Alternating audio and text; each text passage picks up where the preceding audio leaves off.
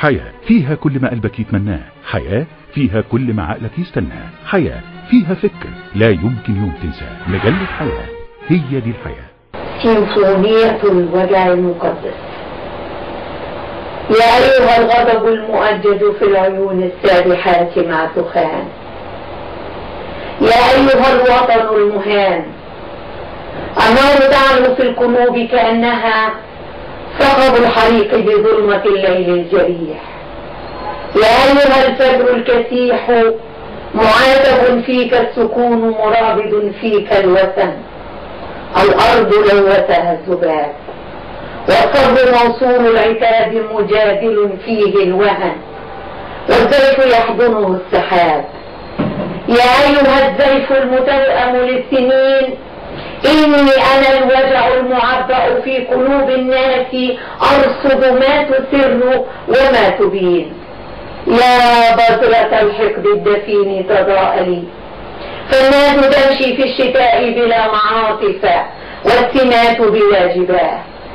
يا ذلة الكف التي جمعت ثمار الأرض في أوكارها، يا ذلة الكف التي حصدت لآلئ وجهنا، يا عارها الكف التي تغتالنا، يا ويلها الكف التي قد بدلت أحوالنا.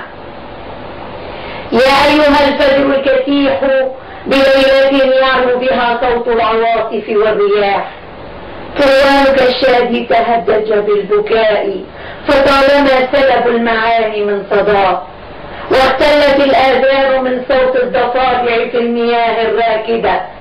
ما بين ليل كالخليج مجنح فوق الربا، ما بين ستر الجهل في نبض الهواء يبدو لنا وجه الإله.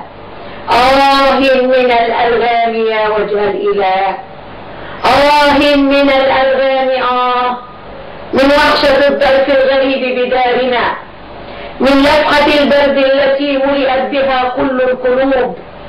في جرح ليل كالخليج مجنح فوق الربا جلست عروس البحر يحضنها الشعاع متوجة حوراء، ما بين الصخور تراقصت فوق السلوب تماوجت، باد بعينيها الولع الحسن كلل وجهها، بعيونها أرق يمجد حسنها، وكأنها خرجت من الماء الشفيف مسائلة، خرجت تسائل شهرزاد عن الهوى، خرجت لتبحث عن عيون مليكها. بين ارتجاف الموج في البحر الذي يهفو إليها جلست عروس البحر فوق الصخر ترنو للبعيد، جلست تضفر شعرها تتأمل الكون المديد. جاءت خيالا عبقريا شدها أنغام لحن ساحر، جاءت تداعب سمعها من غيهب الأفق البعيد، وتقدر اللحن الشجي براعة في قلبها، فكأنها حضنت ملامحه الوسيمة، وكأنها لمست طهارة وجهه بين الخلايا والتشعب داخل اللحن البديع، فتقطرت عشقا تغني في معانيه النبيلة.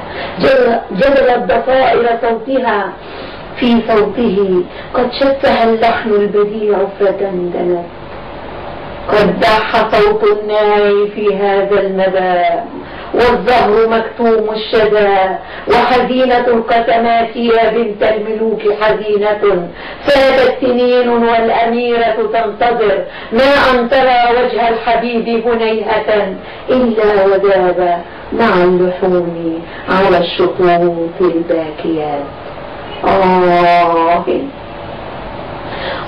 ويا وطني الممدد في عيوني بين جفني والرموش متجدر خوفي عليك. ويا وطني الموشم فوق صدري مظلت متعاظم لهفي إليك. ويا وطني وخطوك في فؤادي واسب ومقيد خطوي إليك. وطني وصوتك في بكائي في صراخي مطعم حزني عليك. وطني أنا أبهت فيك ثرا ولم أقبل عزاء.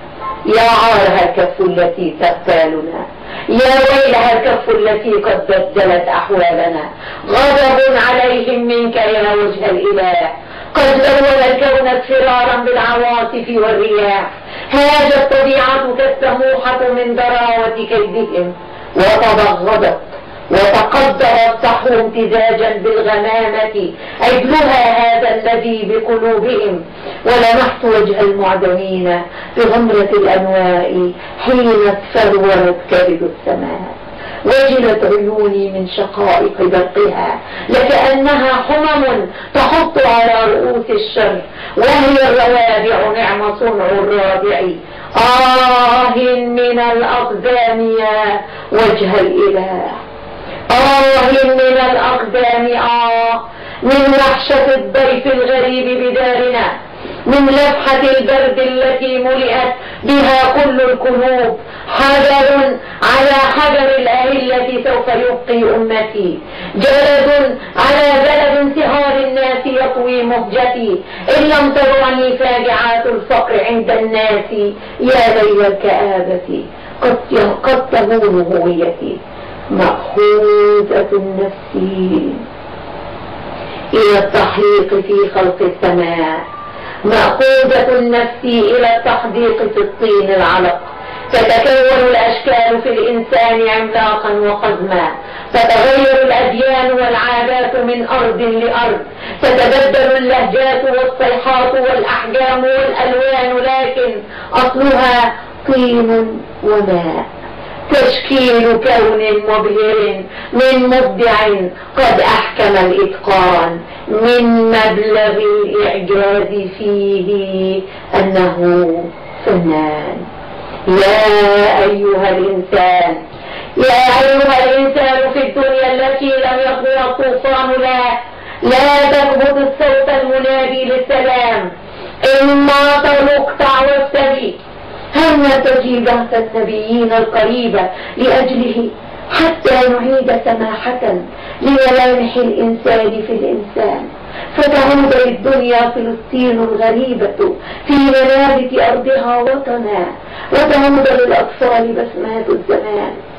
من بيننا هل يرحل الضيف الثقيل؟ هذا المرابد في بلادي زاحف، حرباء تنشر سمها عبر الروافد والهواء. ويا وطني ونبضك في دمائي دافق، ومكتم صوتي إليك. يا عارها الكف التي تغتالنا، يا ويلها الكف التي قد بدلت أحوالنا. ومليكة في موكب الحزن الكبير بلادنا، فشموخ أنت يا أم مهما باعك الباع المقامر بالولاء، وصمودة يا أم مهما عاث في الأرض الدهاء. مدي جذورك كلما مدت جذورك طاول الصرع السماء. ضمي عيالك في حنانك، لملي الخطوة الشديد. قولي لهم إن اقتطاف الخبز من كف الفقير تبرأت منه الكرامة، والأرض ترفض من يبيع ترابها، فلتطلقي أسر اليمامة. قولي لهم أفعال من تلد الكرام كريمة، وفعال من تلد الأعاجم أعجم. فلتطلقي أسر اليمامة، أطلقي أسر اليمامة.